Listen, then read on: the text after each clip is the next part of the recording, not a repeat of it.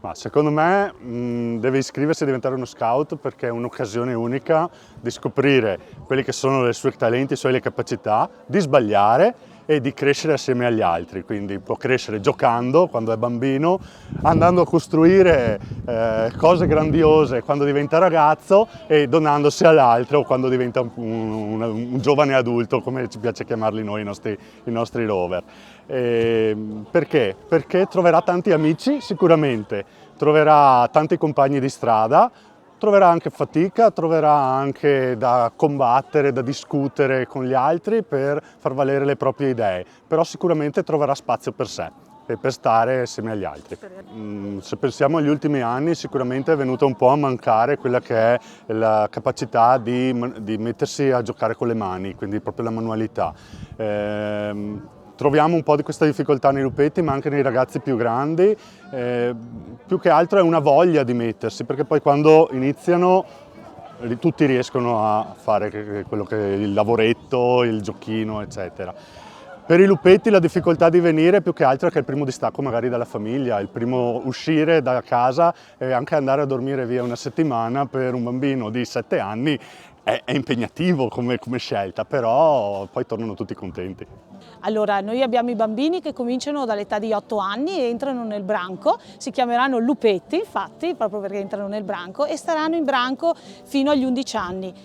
All'interno del branco principalmente la parola chiave è gioco, giocheranno tanto, giocheranno molto e impareranno le regole, impareranno a stare assieme, tutto attraverso il gioco.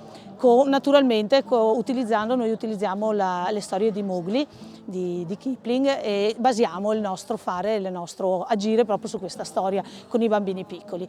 Con i ragazzi invece dai 12 ai 16 anni sono più grandi, hanno bisogno di lavorare e di impegnarsi anche fisicamente, e vediamo nello sfondo cosa fanno loro, perché loro costruiscono con le mani, imparano a stare assieme, imparano ad organizzarsi in piccoli gruppetti che si chiamano squadriglie, dove all'interno c'è il caposquadriglia, ci sono gli squadriglieri, il vicecapo, e realizzano all'interno proprio una piccola comunità che si chiama proprio squadriglia.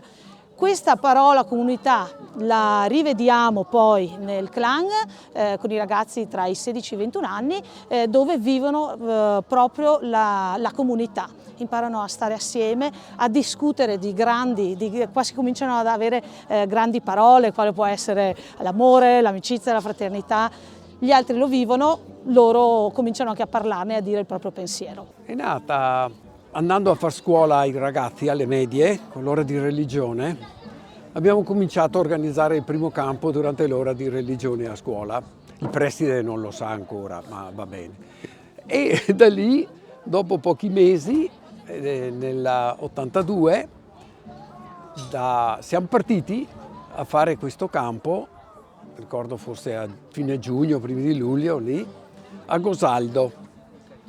È stato un campo bellissimo, ci siamo inventati lo scautismo perché non lo conoscevamo, ma ci è venuto su quasi un po' spontaneamente con l'aiuto di qualche libretto e basta.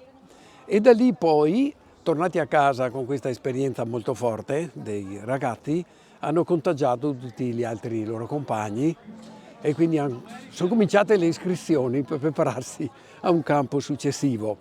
A un campo successivo sono stati coinvolti di più gli adulti, i genitori, i quali in una riunione hanno deciso poi insieme di iscriversi alla GESCI, di aderire alla GESCI e quindi di essere censiti, ecco, e assicurati. Ancora oggi tantissimi, non solo a Cavaso, ma direi in tutta Italia, faticano a capire l'esperienza che c'è fra lo scautismo giovanile e quello adulto.